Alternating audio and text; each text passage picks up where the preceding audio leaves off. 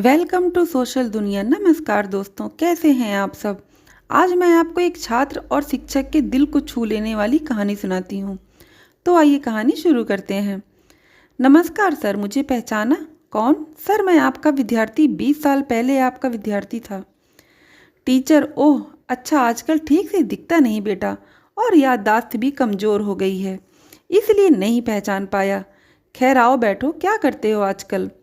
Teacher ने उन्हें प्यार से बैठाया और पीठ पर हाथ फेरते हुए पूछा। सर, मैं भी आपकी तरह शिक्षक बन गया हूँ, लड़के ने जवाब दिया।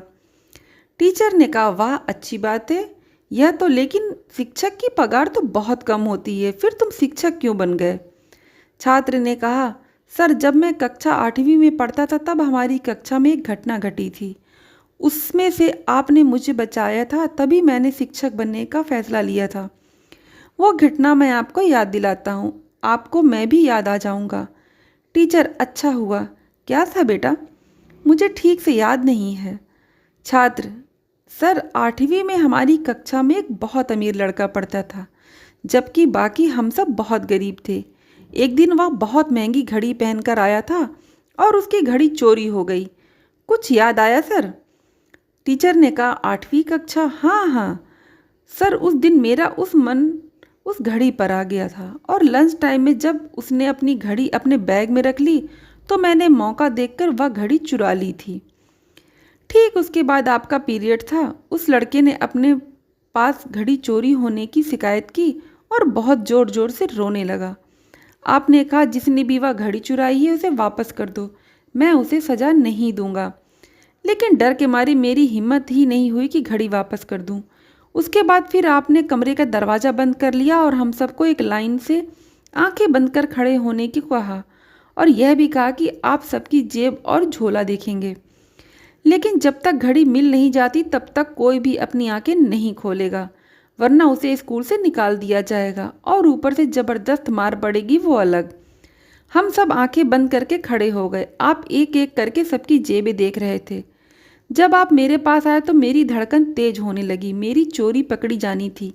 अब जिंदगी भर के लिए मेरे ऊपर चोरी का ठप्पा लगने वाला था। मैं ग्लानि से भर उठा था। उसी समय मैंने जान देने का निश्चय कर लिया था। लेकिन मेरी जेब से घड़ी मिलने के बाद भी आप लाइन के अंत तक सबकी जेबें देखते रहे और घड़ी उस लड़के को देते हुए कहा, अब ऐसी घड़ी पहनकर स्कूल कभी मत आना, और जिसने भी यह चोरी की थी वह दोबारा ऐसा काम ना करे। इतना कहकर आप हमेशा की तरह पढ़ाने लगे थे। यह कहते कहते उस छात्र की आंखें भर आईं। वह रूंधे गले से बोला, आपने उस समय मुझे सबके सामने शर्मिंदा होने से बचा लिया था सर। आगे भी कभी किसी पर भी मेरा चोर होना जाहिर ना होने दिया। आपने कभी मेरे साथ भेदभाव नहीं किया। उसी तरह मैंने तय कर लिया था कि मैं भी आपकी तरह एक आदर्श शिक्षक बनूंगा।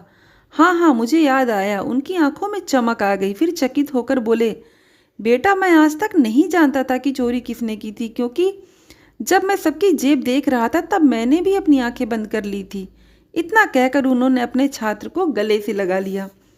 दोस्तों, जिस प्रकार शिशु को जन्म लेने का श्रेय माता पिता को जाता है, उसी प्रकार एक अच्छे व्यक्तित्व को जन्म देने का श्रेय एक शिक्षक को जाता है। कहानी के विषय में अपने विचार मुझे कमेंट करके ज़रूर बताएं। वीडियो को कृपया लाइक और चैनल को सब्सक्राइब जरूर करें, और बेल आई बटन को दबाना मत भूलिएगा, ताकि जब भी मैं नया वीडियो बनाऊं तो आप तक पहुंच सके। खुश रहिए, प्रसन्न रहिए, अपना ख्याल रखिए। फिर मिलूंगी। Good bye.